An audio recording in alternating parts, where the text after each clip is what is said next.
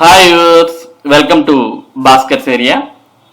ఆంధ్రప్రదేశ్ రాష్ట్రంలో mega DSC notification విడుదలైనటువంటి నేపథ్యంలో అభ్యర్థులంతా మరి మెగా డిఎస్సికి దరఖాస్తు చేస్తూ ఉన్నారు. మరి దరఖాస్తు చేస్తున్నటువంటి సందర్భంలో చాలా మంది అభ్యర్థులకు చాలా రకాలైనటువంటి సమస్యలు ఎదురవుతున్నాయి.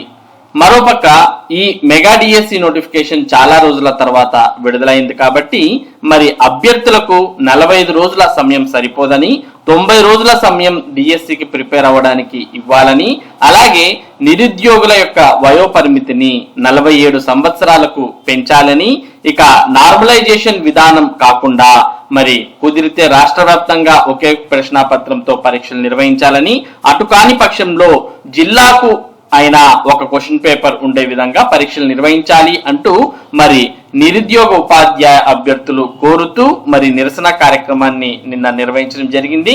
దానికి సంబంధించిన పూర్తి సమాచారాన్ని మనం ఇక్కడ చూస్తూ ఉన్నాం.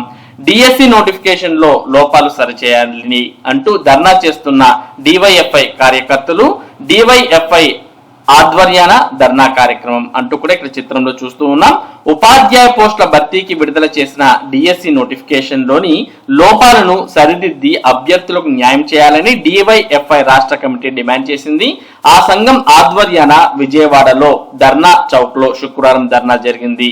అధ్యక్షులు వై రాము అధ్యక్షతన జరిగిన ఈ కార్యక్రమంలో రాష్ట్ర కార్యదర్శి జి రామన్న మాట్లాడుతూ నిరుద్యోగులు ఐక్యంగా అనేక పోరాటాలు చేసి మెగా డిఎస్సిని సాధించుకున్నారని తెలిపారు. ఇందులో ఎస్సీ, ఎస్టీ, బీసీలను అనర్హులు చేసే విధంగా ప్రభుత్వం నిబంధనలు విధించిందని చెప్పారు. ఇంటర్, డిగ్రీ, పీజీలో 45%, 50% ఉండాలి అనే నిబంధనను తొలగించి అందరికీ అవకాశం కల్పించాలని డిమాండ్ చేశారు.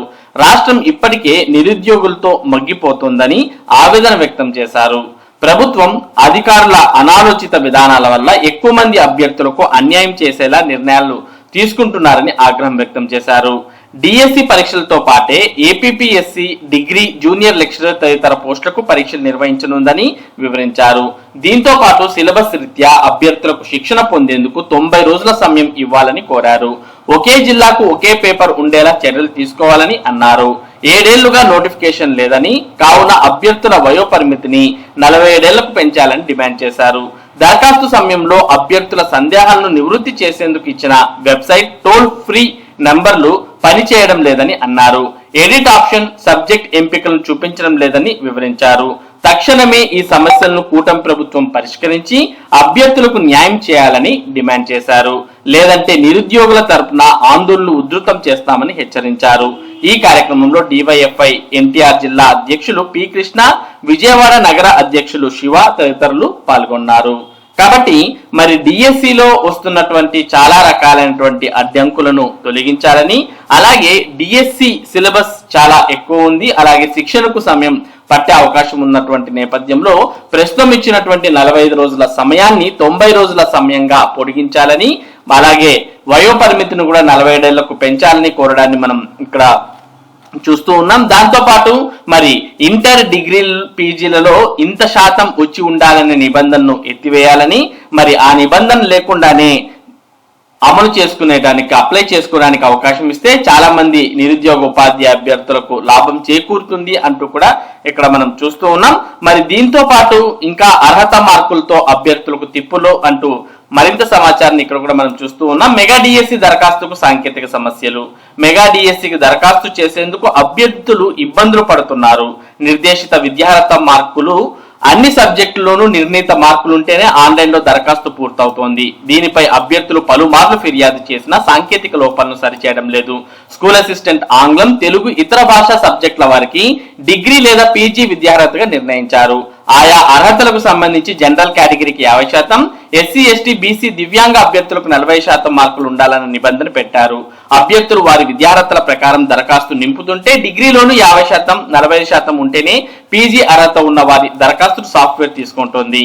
డిగ్రీ అర్హత ఉన్నవారు పీజీ అర్హతను నమోదు చేస్తే పీజీలో 50%, 40% మార్కులు ఉంటేనే అనుమతిస్తోంది. దీనిపై నోటిఫికేషన్ వెలువడిన నాటి నుంచి అభ్యర్థులు ఫిర్యాదులు చేస్తున్నా స్పందన లేదు. పోస్ట్ గ్రాడ్యుయేట్ టీచర్ పీజీటీ పోస్టులకు పీజీలో 50%, 40% మార్కులు అర్హత కాగా దరఖాస్తు సమయంలో డిగ్రీలోనూ 50%, 40% మార్కులు ఉంటేనే సాఫ్ట్వేర్ అనుమతిస్తోంది. వాస్తవంగా పీజీటీ పోస్టులకు పీజీ విద్యార్హత కానీ డిగ్రీలోనూ కనీస మార్కుల అర్హత ఉంటేనే దరఖాస్తుకు వీలుపడుతోంది.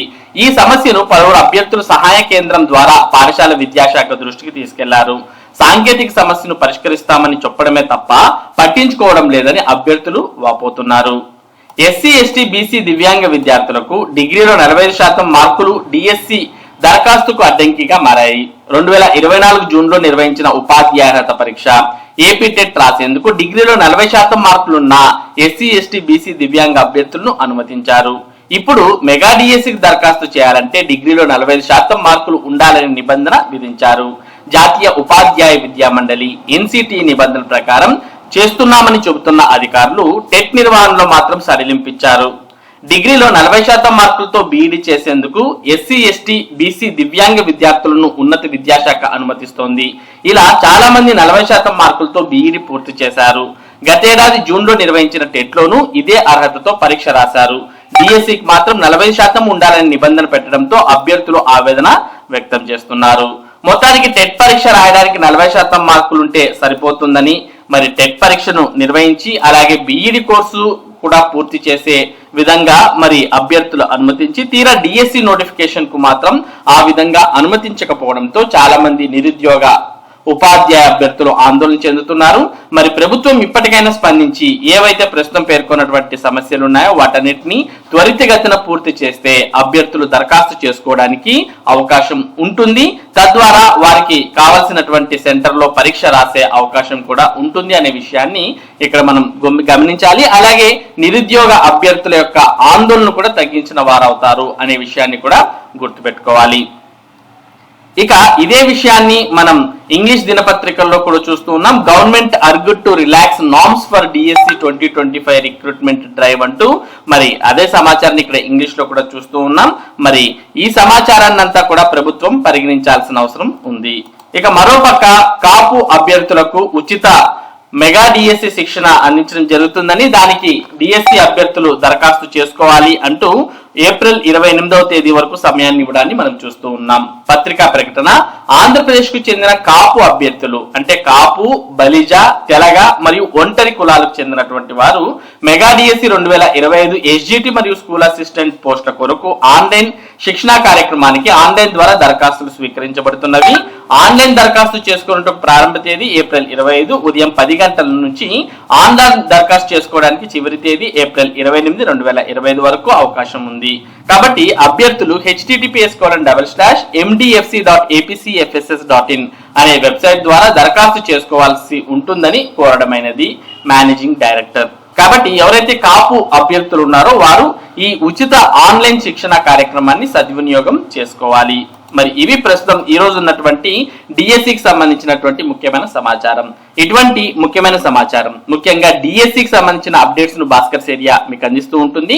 మరి ఈ అప్డేట్స్ మీరు మిస్ కాకుండా పొందడానికి మన భాస్కర్స్ ఏరియా యూట్యూబ్ ఛానల్ కు సబ్స్క్రైబ్ అవ్వండి. అలాగే ఈ వీడియోని లైక్ చేసి షేర్ చేయండి.